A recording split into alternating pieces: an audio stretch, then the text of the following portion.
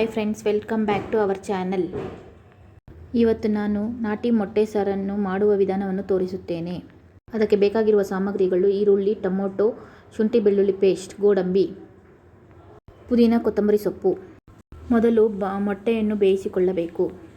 ನಂತರ ಬಾಣಲೆಯನ್ನು ಇಟ್ಟು ಎಣ್ಣೆಯನ್ನು ಹಾಕಿ ಕಾದ ನಂತರ ಈರುಳ್ಳಿಯನ್ನು ಸೇರಿಸಿಕೊಳ್ಳಬೇಕು. ಈರುಳ್ಳಿಯನ್ನು ಸೇರಿಸಿಕೊಂಡು ಚೆನ್ನಾಗಿ ಹುರಿದುಕೊಳ್ಳಬೇಕು. ಕೆಂಪಗೆ ಹುರಿದುಕೊಳ್ಳಬೇಕು. ಹುರಿದುಕೊಂಡ ನಂತರ ಅದಕ್ಕೆ ಟೊಮೊಟೊವನ್ನು ಸೇರಿಸಬೇಕು.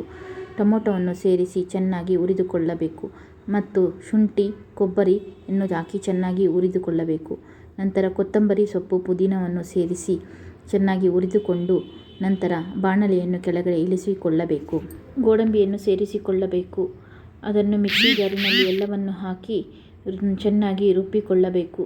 ರುಬ್ಬಿದ ನಂತರ ಅದೇ ಬಾಣಲೆಗೆ ಎಣ್ಣೆಯನ್ನು ಹಾಕಿ ಸ್ವಲ್ಪ ಕಾಯಲು ಬಿಡಬೇಕು. ಅದಕ್ಕೆ ಸ್ವಲ್ಪ ಕರಿಬೇವನ್ನು ಹಾಕಿಕೊಳ್ಳಬೇಕು. ನಂತರ ರುಬ್ಬಿಟ್ಟ ಮಸಾಲೆಯನ್ನು ಅದರಲ್ಲಿ ಸೇರಿಸಿಕೊಳ್ಳಬೇಕು. ಸೇರಿಸಿಕೊಂಡ ನಂತರ ಅದನ್ನು ಸ್ವಲ್ಪ ಚೆನ್ನಾಗಿ ಬಾಡಿಸಿ ನಂತರ ಅದಕ್ಕೆ ಮೆಣಸಿನ ಪುಡಿ, ಧನಿಯಾ ಪುಡಿಯನ್ನು ಸೇರಿಸಿ ಚೆನ್ನಾಗಿ ಬಾಡಿಸಿಕೊಳ್ಳಬೇಕು. ನಂತರ ಅದಕ್ಕೆ ಜಾರಿನಲ್ಲಿ ತೊಳೆದಿರುವಂತಹ ನೀರನ್ನು ಹಾಕಿ ಮಿಕ್ಸ್ ಮಾಡಿಕೊಳ್ಳಬೇಕು ಚೆನ್ನಾಗಿ.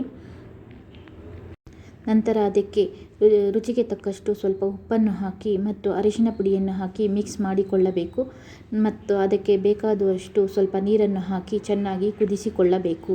ಅದು ಸ್ವಲ್ಪ ಹೊತ್ತು ಕುದ್ದ ನಂತರ ಅದಕ್ಕೆ ಚಿಕನ್ ಮಸಾಲ ಪೌಡರ್ ಸೇರಿಸಿಕೊಳ್ಳಬೇಕು.